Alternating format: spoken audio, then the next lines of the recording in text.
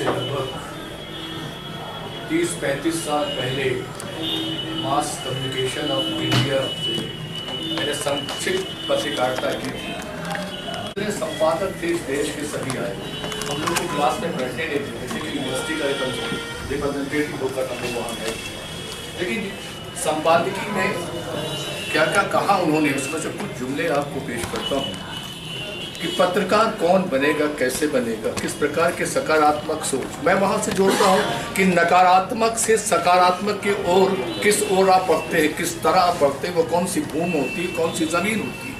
ज़मीन तो यही हिंदुस्तान की है और विश्व की पूरी है, और एक नकारात्मक दृश्य को, परिदृश्य को लेकर के आप सकारात्मक चिंतन से कुछ रेखाएं शब्दों में अपने खींच देते हैं जो दूसरों को प्रभावित करती है। वो कहते थे कि एक आपकी पर्सनल लाइब्रेरी होनी चाहिए। मेरे करीब 400 आर्टिकल प्रकाशित हो चुके हैं, करीब 44 किताबें प्रकाशित हुई मेरी, और एक मैगजीन में निकालना हो 33 साल से, अंग्रेजी जानते हैं, प्रतिशीर्षक के नाम से, पूरी शुद्ध साहित्यिक पत्रिका है वो।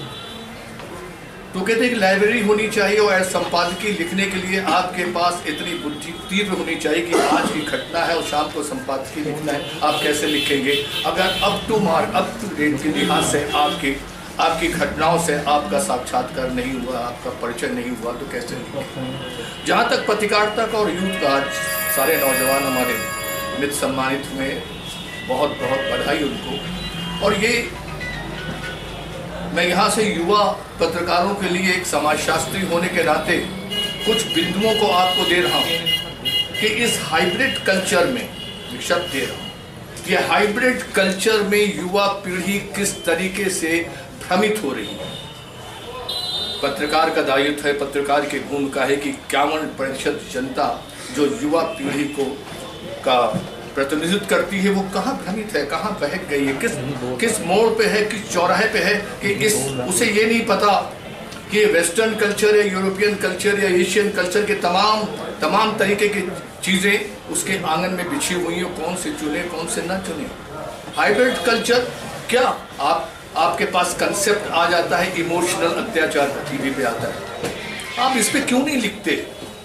एक लड़के के बीच में जो संबंध हो रहा है, सामाजिक संबंध बन रहा है, उसके अंदर कितना धोखा है, कितना छलावा है, कितने तरीके का उसका शोषण होता है, उस पर लिखिए और युवा को कहिए कि आप क्या कर रहे हैं एक लड़की के साथ, एक बेटी के साथ आप क्या कर रहे हैं। ठीक इसकी मैं बिंदुओं की बात कर रहा हूँ, डिटेल में नहीं जाऊँगा। लिव टुगेदर कंसेप्ट आ गया, स्वीडन के अंदर लिव टुगेदर 80% इंसान शादी के बगैर रहता है, क्योंकि वहाँ पे ये है कि अगर आप डाइवोर्स करते हैं तो 80% जो हस्बैंड का इनकम है या प्रॉपर्टी है वो वाइफ को चली जाती है। इसलिए लिव टुगेदर कंसेप्ट वहाँ से शुरू हुआ, आज हमारे यहाँ भी कानूनी रूप से आपके घरों में बैठता जा रहा है। क्या ये सही है भारतीय संस्कृति के लिहाज से? हमारे संयुक्त परिवार टूट करके एकाकी परिवार चले आए, एकाकी परिवार टूट करके माइग्रेट फैमिलीज बन रही हैं। फॉरेन के अंदर माइग्रेट फैमिलीज ये कि एक परिवार में एक व्यक्ति काम कर रहा है, किसी बड़ी पोस्ट पे है, उसका ट्रांसफर हो गया किसी दूसरे देश के अंदर, वहां पे उसी प्रकार की सुविधाएं परिवार की दी जा रही, यानी आपका जो ओरिजिनल परिवार था वो नंबर देती का हो गया। ये किस तरीके का कल्चर आया? ये हाइब्रिड कल्चर आपके देश में कितनी तेजी से आ रहा है। बाल डांस क्लब, कौन जा रहा है, किस तरीके के छापे आपके पड़ रहे हैं।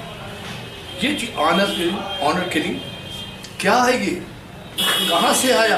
क्या हिंदुस्तान का जातवादी ढांचा इतना संकीर्ण, इतना जड़ीला हो गया कि अगर दो नौजवान शादी अपने पसंद से कर रहे हैं तो उनका कदर कर दीजिए? ये कौन सा ईगो? 21वीं शताब्दी में हमारा युवा कहता मैं प्रवेश कर रहा हूँ, मुझे आज़ादी चाहिए, स्वतंत्रता चाहिए, मैं जैसा चाहता हूँ मुझे जीने का हक दीजिए। आप दे रहे हैं? नहीं, मैं क्षत्रिय हूँ, मैं ब्राह्मण हूँ, मैं वैश्य हूँ, एक हरिजन से शादी कैसे करूँगा, काट दी। ईगो, क्योंकि मैं क्षत्रिय हूँ, मैं जानता हूँ कि ग्रामीण समाज के अंदर क्षत्रिय का अहम बहुत बुलंद है, उसमें कितनी खराबियां हैं मैंने आँख से देखी है कि किस तरीके से शोषण महिलाओं का, लड़कियों का हुआ है। और शायद इसीलिए मेरे महिला सशक्तिकरण के ऊपर 2 वॉल्यूम मेरे प्रकाशित हुए हैं, और हिंदुस्तान के सबसे बड़े प्रकाशक रावत पब्लिकेशन ने छापे, पूरा महिलाओं के ऊपर है जहाँ, और जितने पत्र शीर्षक के इधर अंक लिख रहे हैं वो सब महिलाओं के ऊपर है। क्योंकि मेरी निगाह में एक माँ ही नहीं है, उसके कितने स्वरूप हैं, उन पर लिखें। ये ऑनर किलिंग किस बेटी का कर रहा है, किस भविष्य की माँ को कर रहा है, किस बच्चे, क्यों हो रहा है ऐसा? कहाँ है 21वीं शताब्दी का वो सूर्य जो डूबता नजर आ रहा है नौजवानों के लिए? आप बड़ी चमक लेके आ रहे हैं, बहुत प्रगतिशील बन रहे हैं, बहुत मेटेरियलिस्टिक सोसाइटी बन रहे हैं, लेकिन हम सोशियोलॉजी के लोग ये जानते हैं कि जब भी जटिल समाज की स्थापना होगी, जब तक यानी पोस्ट इंडस्ट्रियलाइजेशन जितनी तीव्रता से बढ़ेगा, पत्रकार के लिए समस्याएं रोज उगेंगी। आप तो रोज समस्याओं से जूझते हैं, आज ये समस्या है, कल दूसरी समस्या है, कल दी। आपकी दृष्टि कितनी फैली, कौन से पर्सपेक्टिव से, कौन से कोण से, कौन से एंगल से किसी भी सोशल सामाजिक समस्या को आप उजागर करके नौजवानों को और बुजुर्गों को भी एक रोशनी आप देने के, आप ऐसा मत करिए। क्यों नहीं ऐसा सोचते हैं? तो ये पत्रकारिता के एक चुनाव है। मैं इसे कहता हूँ ये चैलेंज एंड रिस्पॉन्स की थ्योरी हमारे यहाँ है। चैलेंज और रिस्पॉन्स, आपको चुनौती रोज है। आप ये नहीं कह सकते मैं पत्रकार नहीं बन सकता था, चाहे जितना मैं लिखूं। रोज एक घटना घट रही, मैं उस पर एक पैरा लिखूं, मेरे संवेदनशील होने के नाते मैं नहीं लिख सकता किसी दूसरे का। संवेदनशील इसलिए हूं कि मेरे 4 कविता संग्रह भी प्रकाशित हो चुके, बहुत जज्बाती, जो भी लिखता हूं उसमें इमोशंस कहीं ना कहीं आते हैं। इसीलिए स्त्री मेरे लिए एक जज्बाती चीज ऐसी है जो उसके विविध स्वरूप, डायमेंशंस हैं उसके अंदर, और उनको आप छुएंगे तो युवा पीढ़ी को जो आज सड़कों के ऊपर जो कर रहा है, हिंदुस्तान की संस्कृति है। आप रामचरितमानस की बात करेंगे, गीता की बात करेंगे, महाभारत की बात करेंगे, वेदों की बात करेंगे, सब मैंने पढ़ा है। इतना सारा साहित्य और संस्कार मेरे कंधों पे लदा हुआ उस पीढ़ी और उस देश का नौजवान कितना विक्षिप्त हो गया है। सोच सकारात्मक नहीं है, कहीं प्रतिभा संपन्न जो है वो पैकेज के पीछे दौड़ रहा है। यहाँ दूसरा पॉइंट आपको दे रहा हूँ, जो प्रतिभा संपन्न है वो पैकेज में IIT में जा रहा है, वो बीटेक करेगा, एमटेक करेगा, पैकेज लेगा, और पैकेज लेने के बाद वो विदेश चला जाएगा। माँ बाप, हमारी कॉलोनी में आधे से ज़्यादा परिवार के बच्चे जो है वो विदेशों में, वो कहते हैं सिंह साहब मेरी दवा ला दीजिए।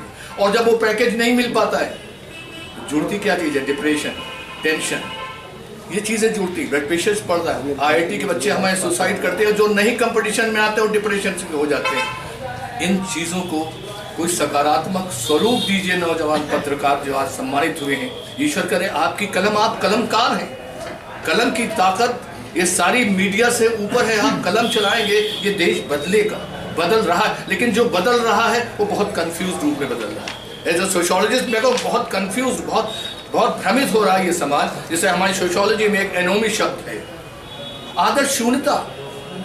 कहीं कोई आदर्श का पैमाना नहीं, कोई मॉडल नहीं। आप अपने देश के अंदर कौन सा, मैं राजनीति की बात नहीं कर रहा, बहुत बड़ा दायरा है, इकोनॉमिक ग्लोबलाइजेशन की बात मैं नहीं कर रहा, सोशल प्रॉब्लम्स की बहुत सी बातें मैं छोड़ रहा हूँ। मैं केवल उन ज्वलंत विषयों के ऊपर आपको मैंने संकेत किया है कि हमारे नौजवान पत्रकार अपनी कलम से ये जो प्रदूषित समाज बन रहा है, नौजवानों को प्रेरित करें।